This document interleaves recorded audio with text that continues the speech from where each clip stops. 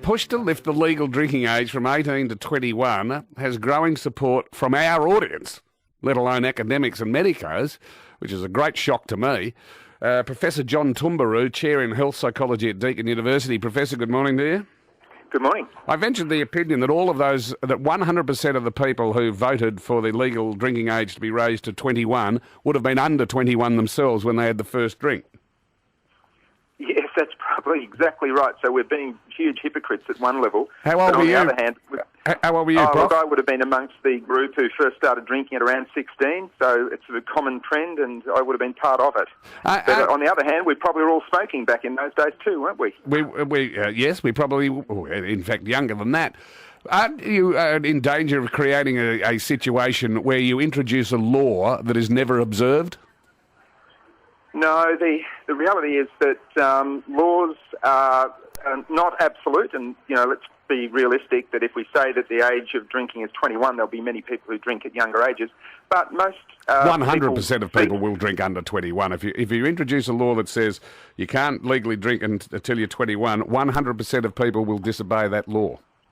Yeah, they might start drinking at 18 rather than 16. So that's the change that we're looking for. What it will do is have the effect of making people aware that they really need to wait a little later, and that's going to be really making all the difference. It's very important that little bit of delay actually does give the brain a chance to develop. That's why it's a superior policy to actually raise the drinking age. There are some suggestions in this article that I find difficult to swallow. One is that research shows that the brain's not fully developed at 18, and that 1 in 5 Australians in their 20s has an alcohol dependence. There are two propositions I find difficulty in coming to terms with. Yeah, it is a bit of a surprise to people. The brain research is pretty clear that the brain is still developing, and it's quite sensitive still into the mid-20s. So that we are now aware of, but perhaps was not well known in the past.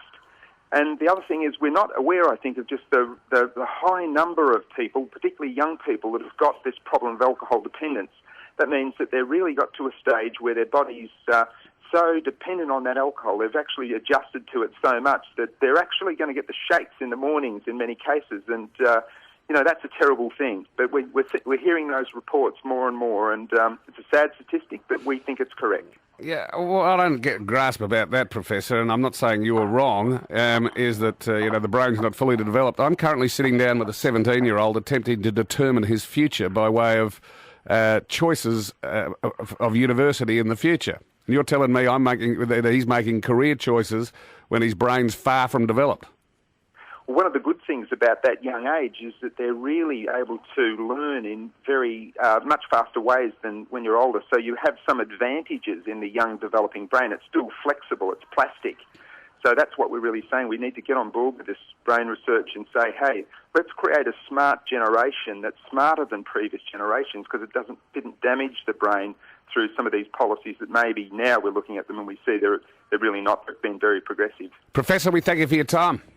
My pleasure. Professor John Toombaroo, Chair in Health Psychology at Deakin University. What percentage of people will obey a law that says you can't drink until you're 21? Naught.